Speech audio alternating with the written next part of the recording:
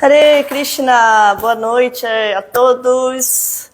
Vamos seguir aqui com a nossa leitura da Bhagavad Gita, como ela é. Hoje a gente vai, de fato, iniciar a leitura dos versos da Bhagavad Gita, porque até agora nós estávamos lendo apenas o prefácio, a introdução, né? E hoje, aí, depois disso, o Goro ainda fez uma contextualização também, né, da Bhagavad Gita, para a gente, de fato, iniciar os versos. Então, hoje, a gente realmente começa com o primeiro verso do primeiro capítulo da Bhagavad Gita, tá bom? Então, hoje a gente, de fato, começa a leitura verso por verso. Deixa eu dar boa noite aqui a quem entrou, nossa querida amiga Marlete, de Niterói. Boa noite, Hare Krishna. E também temos aqui conosco o Leandro Montenegro, que eu não conheço. Diga, por favor, de onde você é, Leandro. E a Om Mahara, olha, essa eu conheço, esteve aqui há pouco tempo no Festival de Domingo. Inclusive, no Amigo Oculto, né, eu estava com a pessoa que atirou, né, no Amigo Oculto e dei o presentinho e tal da pessoa. Mas, enfim, sejam muito bem-vindos todos e vamos iniciar, então. Hoje eu não vou cantar, não, vou direto para a leitura do verso, tá bom? Então, vamos só recitar os mantras em reverência a Vasudeva, a Suprema Personalidade de Deus, né, que é Krishna, e também ao meu mestre espiritual, a todos os acharyas antecessores, assim, pedindo as bênçãos para que a gente faça essa leitura e transmita essa mensagem transcendental da Bhagavad Gita da melhor forma. Om Namo Bhagavate Vasudevaya. Om Namo Bhagavate Vasudevaya. Om Namo Bhagavate Vasudevaya. Então, deixa eu só também escrever aqui, pessoal, porque eu acho que às vezes as pessoas entram e não sabem do que se trata, né? Pelo menos eu, quando entro assim, lives aleatórias que eu vejo que está rolando ao vivo, eu entro, às vezes quero saber do que se trata e não sei, né? Então, eu estou botando aqui do que se trata, estamos lendo a Bhagavad Gita, verso 1, capítulo 1, e eu me chamo Krishna Mai Devidasi. Sou discípula de Chandramukha Swami, residente aqui da ISKCON Rio, ok? E estamos fazendo essa leitura aí com vocês. Então eu botei aqui a aula do Bhagavad Gita, Krishna Mai, fixar comentário. Pronto. Deixa eu só cantar então falando em Guru, né? Cantar os mantras para o meu Guru e todos os mestres antecessores. Om Agyanati Mirandasya Gyanajana Shalakaya Chakshuru Militanyana Tasmai Shri Gurave Namaha Namo Vishnu Padaya Krishna Prestaya Bhutale Srimate Chandramukha Swami Tinamine Namo Vishnu Padaya Krishna Prestaya Bhutale Srimate Bhaktivedanta Swami Tinamine Vanchakalpatarubhyacha Kripa Sindubhyayevacha Patitanam Pavanebhyo Vaishnavebhyo Namo Namaha Shri Krishna Chaitanya Prabhu Nityananda Shri Adwaita Gadadara Shri Vasadi Gaura Bhakta Vrinda Hare Krishna Krishna Krishna Hare Hare Hare Rama Rama Rama Hare Hare. Gente, para quem ainda não sabe, um aviso então antes da leitura do verso. Nós estamos agora aqui a ISKCON Rio de Janeiro, né? Que vai se chamar a partir do ano que vem, eu estou dando um spoiler aí, vai se chamar Rio Bhakti Center. Nós estamos agora com um canal no YouTube, tá? Rio Bhakti Center, o nome do canal do YouTube. E esperamos que vocês fiquem à vontade lá, inscrevam-se no canal, essas aulas vão ser todas publicadas lá no YouTube, né? Que tem mais qualidade. Dá boa noite aqui também para Camila Leonardo e quem mais que chegou que eu não falei o nome, Vraja Gopi, que está aqui, cozinhando para as deidades, atrás das cortinas. Maria Cristina Barbosa Xavier. Também o Tiago Beisaki e o Anandi Júnior. Se vocês quiserem comentar aí de onde são, a gente aprendeu isso com o nosso guru, né? A gente sempre quer saber de onde as pessoas são e poder nos comunicar melhor com elas, tá bom? Hare Krishna. Bom, então vamos ler. Nós estamos no capítulo 1, para quem chegou agora. Hoje é o primeiro verso do primeiro capítulo da Bhagavad Gita. Antes estávamos só lendo a introdução, prefácio, contextualizando a Bhagavad Gita. E hoje nós vamos, de fato, começar a leitura verso por verso. né? Esse capítulo 1, ele é intitulado Observando os Exércitos no Campo de Batalha de Kurukshetra. Aparentemente, ele é um capítulo muito, assim, de contextualização mesmo da história. É um capítulo que vão aparecer vários nomes, né, em que os guerreiros de um lado e de outro são apresentados por Duryodhana, né, numa fala dele aqui. Então é um capítulo que aparentemente ele não é muito filosófico, né, ele não tem muitos ensinamentos, aparentemente. Porém, Prabhupada, nos significados, ele vai nos mostrar como até mesmo esses versos que aparentemente só estão contextualizando a batalha, né, eles já são super filosóficos também. A gente vai ver isso, inclusive, no verso de hoje, que é o verso 1.1. Né? Assim, parece que a filosofia vai começar mesmo só no capítulo 2, mas Prabhupada nos mostra como tem filosofia também aqui no capítulo 1 também, né? Em todos os versos, inclusive. Inclusive, o verso de hoje é muito importante. O verso 1.1, que é o primeiro que a gente aprende a memorizar, né? Ele é muito importante, tem um significado, um comentário de Prabhupada desse verso muitíssimo significativo e importante. Então, a aula de hoje é bem importante, bem legal. Só ver aqui que temos duas pessoas de Nova Iguaçu, Nova Iguaçu, que é a Mahara e o Yarle Mozaga. Temos também a Maria Cristina de Juiz de Fora e a Camila do Rio de Janeiro. Hare Krishna. Bom, então vamos ler o verso primeiro em sânscrito, depois a tradução, tá? Dhritarashtra uvacha dharmakshetre kurukshetre samaveta yuyutsavaha mamaka pandavaschaiva kimakurvata sanjaya. Dhritarashtra uvacha, o rei Dhritarashtra disse, Dharmakshetre, no lugar de peregrinação, Kurukshetre, no lugar chamado Kurukshetra, Samaveta, reunidos, Yuyutsavaha, desejando lutar, Mamakaha, meu grupo, filhos, Pandavaha, os filhos de Pando, Cha e Eva, de certo, Kim, o que, a Kurvata, fizeram eles, e Sanjaya, ó Sanjaya. Quando a gente começa a estudar o sânscrito, né, a gente vê o quão significativo é o sânscrito. Prabhupada vai nos comentários, né, ele vai falar um pouco sobre isso, assim, da importância que tem cada linha desse verso, né, assim, principalmente a palavra Dharmakshetre Kurukshetre, né, o primeiro verso, Dharmakshetre Kurukshetre, da importância que tem para o significado, né, para o nosso entendimento do que está acontecendo aqui, essa pequena palavra e também todas as palavras, né, todo o sânscrito que aparece aqui.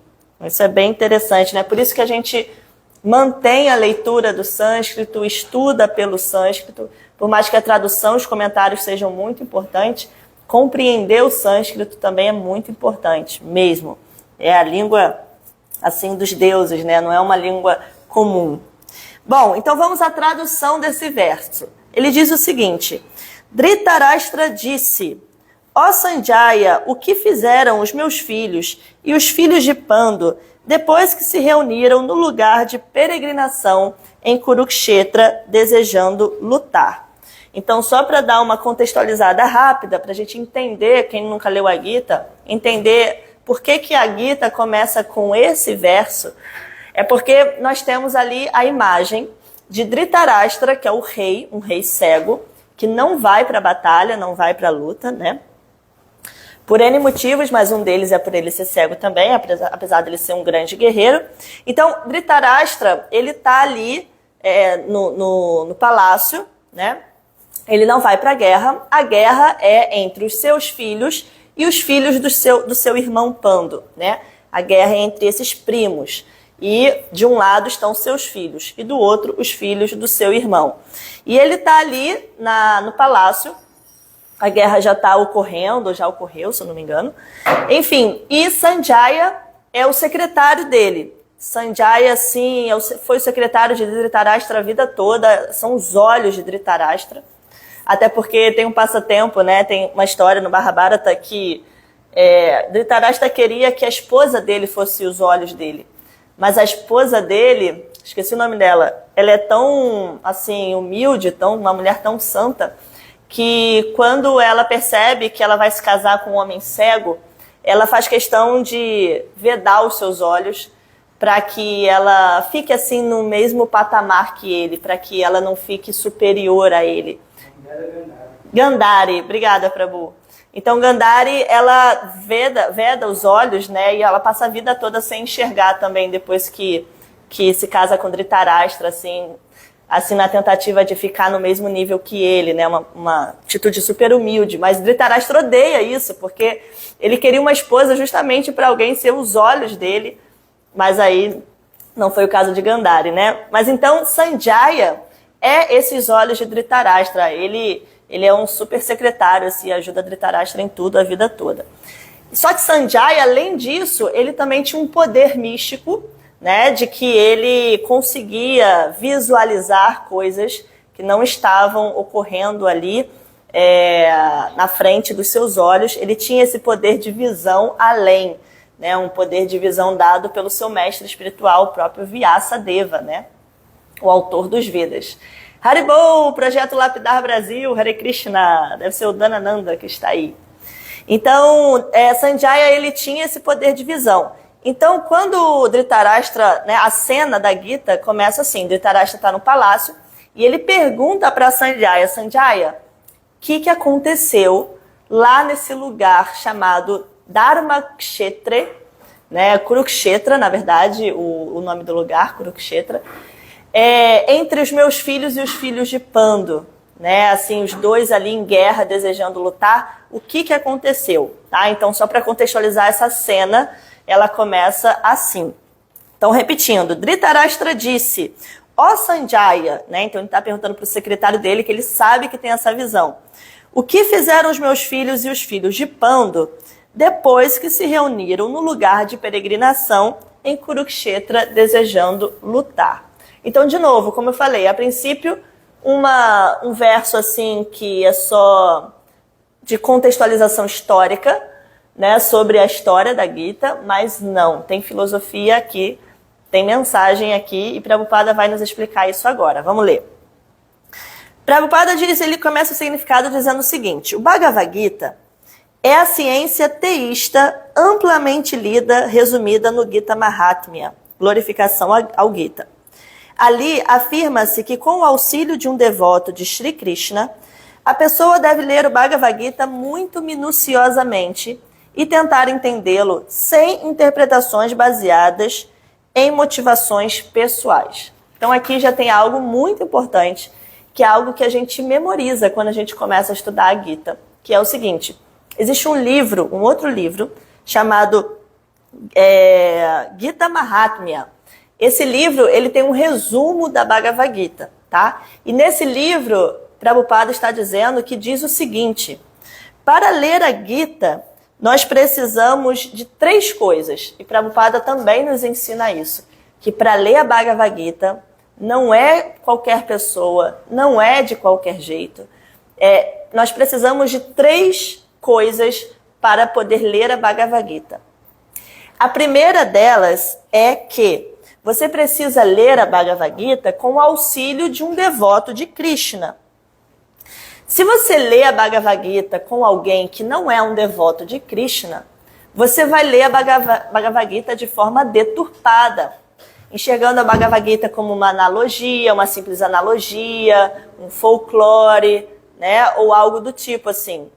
Então, se você não lê com alguém que entende quem é Shri Krishna, a pessoa que está falando aqui nesse livro, então você vai ler a Gita de forma errada. Então, o primeiro tópico que Prabhupada nos ensina é que nós precisamos ler a Bhagavad Gita com o auxílio de um devoto de Krishna. Tá? O segundo tópico é que a pessoa ela deve ler a Bhagavad Gita muito minuciosamente.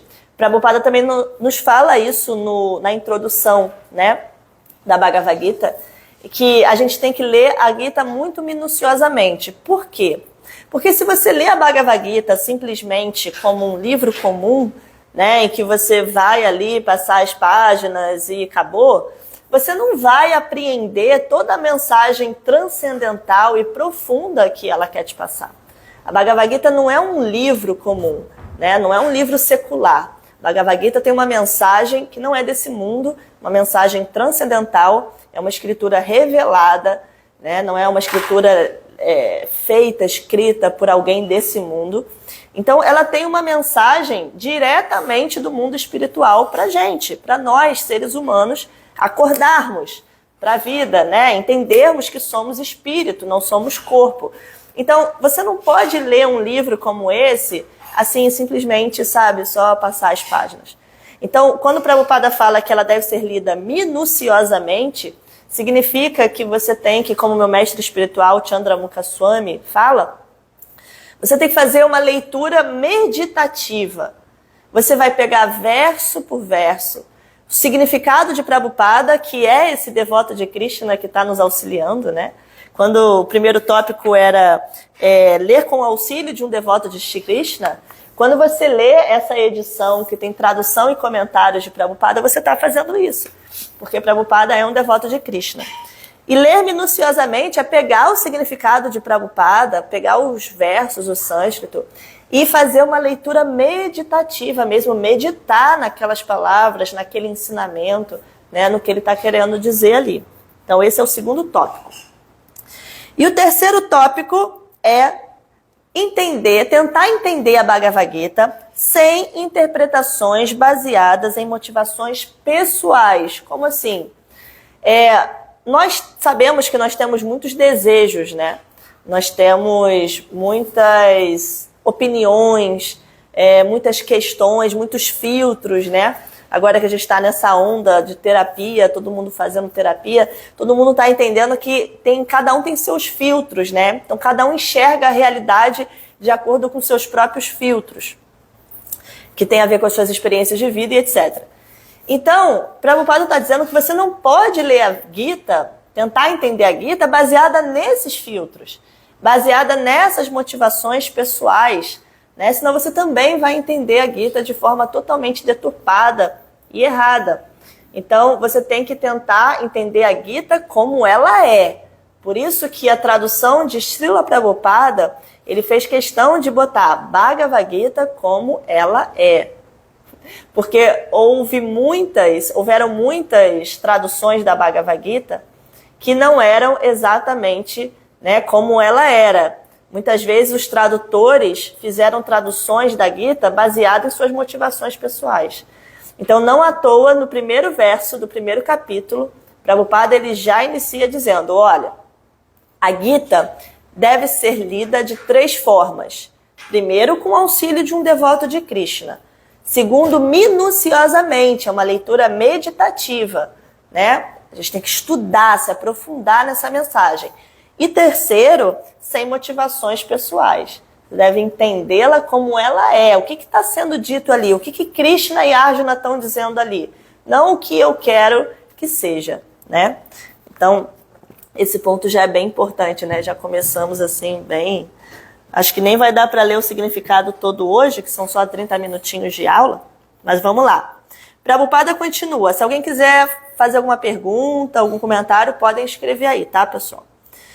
O exemplo da compreensão clara é apresentado no próprio Bhagavad Gita, através do modo como o ensinamento é entendido por Arjuna, que ouviu o Gita sendo falado diretamente pelo Senhor.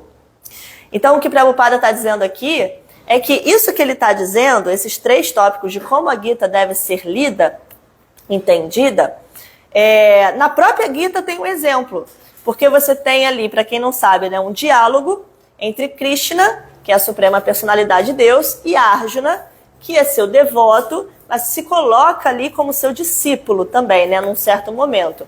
Lá no capítulo 2, ele se coloca como discípulo de Krishna e não só mais como seu amigo, seu primo e etc. Então, esse exemplo, ele é dado pelo próprio Arjuna, porque Arjuna, ele é um devoto de Krishna, né, é o primeiro tópico. O ler minuciosamente, no caso de Arjuna, ele está ouvindo atenciosamente o que Krishna e meditando no que Krishna está dizendo, Tanto é que ele faz muitas perguntas, né? A gente sabe, quando você está numa aula, ninguém faz pergunta, pode ser até que o palestrante seja muito claro, mas na maioria das vezes significa que ninguém está prestando atenção, né? Porque quando a gente realmente está atento àquela mensagem, você tem perguntas. Pode ver, eu sou professora, né? Então eu sei que quando os alunos estão fazendo muitas perguntas, eles estão atentos. Quando ninguém faz nenhuma pergunta, pode ver que a mente está em outro lugar, né? Então Arjuna, ele está atento, ele está ouvindo minuciosamente o que Krishna está dizendo. E Arjuna, ele ouve a mensagem sem motivações pessoais. Por isso que Prabhupada também nos ensina que a gente deve entender a Gita como Arjuna entendeu. Porque, não sei se vocês já leram outras versões da Gita, da Bhagavad Gita, né? Existem muitas. Aqui no Brasil mesmo, tem autores brasileiros que traduziram a Gita, né? A seu próprio modo. Então, muitas pessoas, muitas traduções, olha só que coisa, chegam à conclusão sobre aquele ensinamento, sobre a mensagem da Gita, uma conclusão diferente da conclusão de Arjuna. Então, Prabhupada fica assim, como assim? Se Arjuna entendeu assim, como que eu vou entender assado? Não faz sentido, né? Então, Prabhupada nos diz, nós temos que entender a Gita, a mensagem da Bhagavad Gita, que é dita por Shri Krishna, como Arjuna entendeu, né? Por ser um devoto de Krishna e etc., por ter ouvido atentamente. Então, não faz sentido a gente chegar a conclusões. Arjuna chega a uma conclusão no final, né, sobre essa mensagem, quando Krishna fala delibere, e ele chega a uma conclusão. Então, nós temos que chegar à mesma conclusão que Arjuna, tá? Isso é importante também. Isso não é falta de liberdade, falta de independência, nada disso. É só mesmo porque a mensagem, ela tem um objetivo, né? Ela tem um direcionamento, e se a gente for entendê-la a nosso bel prazer, de acordo com os nossos filtros e motivações pessoais, isso desvia o caminho da mensagem da Bhagavad Gita, tá bom? Então, continuando aqui, Prabhupada diz, se alguém tiver a imensa fortuna de entender o Bhagavad Gita nessa linha de sucessão discipular, sem interpretação motivada, suplantará todos os estudos da sabedoria védica e de todas as escrituras do mundo. Só comentando aqui, né, esse comentário de Prabhupada, é que essa sucessão discipular, que em sânscrito se chama o parampara, ela tem grande importância por esse motivo também que a gente acabou de falar, tá bom?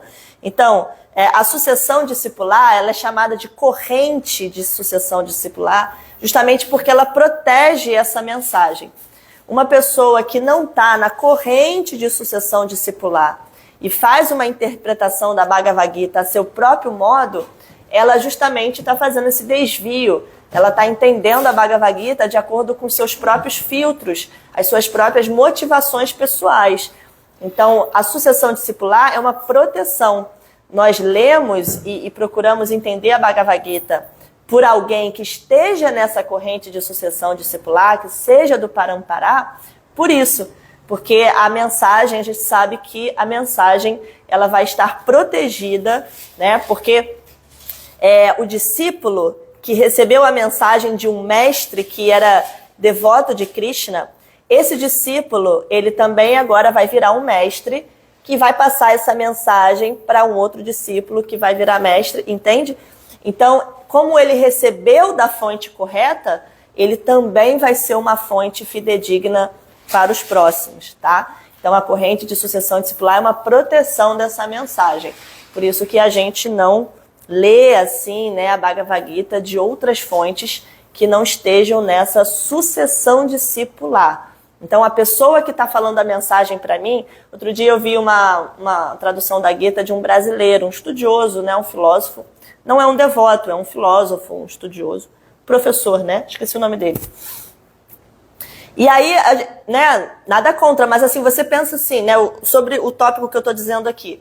Você pensa assim, essa pessoa aprendeu esse ensinamento com quem? Quem foi o professor dele? Quem foi o mestre dele? Né? Existe alguém com alguma fonte correta para passar para ele, para eu agora beber dessa fonte, né? A gente sempre ouve falar, quando você for beber água, procura saber a fonte dessa água. Essa água vem de uma fonte limpa ou uma fonte contaminada, né? Então, é importante a gente saber, assim, quem está falando aquilo para mim, aprendeu isso com quem? Aonde, né? Então, a sucessão discipular, ela tem essa proteção, tá bom? Eu sei que Prabhupada aprendeu com seu mestre espiritual, que também era um devoto fidedigno, uma vida exemplar, foi Bhaktisiddhanta. Aliás, amanhã é dia de Bhaktisiddhanta, né? Não sei se é aparecimento ou desaparecimento, mas é o dia em que a gente comemora, né, entre aspas, se lembra de Bhaktisiddhanta porque ele nasceu ou abandonou o corpo, não sei bem, a gente comemora os dois, né? E ele é o mestre espiritual de Bhaktivedanta, né, de Prabhupada. E o que eu estava falando? Então eu sei que Prabhupada bebeu da fonte de Bhaktisiddhanta. E Bhaktisiddhanta, sabemos que bebeu da fonte do seu mestre espiritual, do seu pai, Bhaktivinoda, e assim sucessivamente, até chegar onde? Qual é o primeiro dessa fonte? É a própria Suprema Personalidade de Deus, Shri Krishna, que fala aqui na Gita essa mensagem para Arjuna, tá bom? Vamos ver aqui uma pergunta do Tiago Beisaki. Krishna escolheu Arjuna porque sabia que ele poderia compreender da mentira, da maneira, né?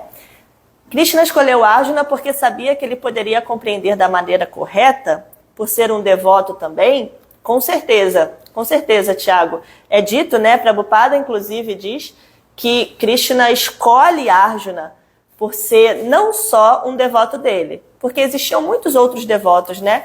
Assim, todos os Pandavas e o Yudhishthira também era devoto de Krishna, o próprio Bhishma era devoto de Krishna, né? Existiam muitos devotos de Krishna, muitas pessoas que podiam ter sido escolhidas para receber essa mensagem, né, na Bhagavad Gita. Mas Krishna escolhe Arjuna, ele diz na Bhagavad Gita mesmo, né? Ele diz que escolhe Arjuna porque Arjuna é não só um devoto dele, mas o seu amigo, né? Isso é muito especial, né? Arjuna também era um amigo de Krishna. Então Krishna diz na Gita que escolhe Arjuna por isso. E, claro, com certeza, por ser um devoto dele, né? Inclusive tem um momento muito legal da Bhagavad Gita, né? Que Arjuna, aqui no capítulo 2 mesmo, Arjuna se coloca como discípulo de Krishna, né?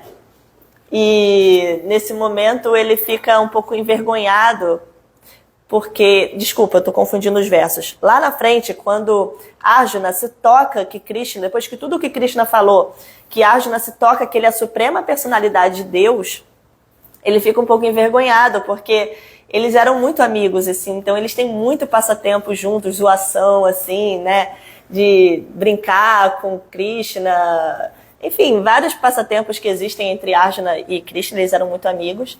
E aí quando Arjuna se toca que ele é a suprema personalidade de Deus, ele fica, meu Deus, desculpa, né, por ter te dado soquinho naquela vez, assim, ele fica cheio de vergonha, porque Krishna era um amigão dele, né, mas, enfim, é isso.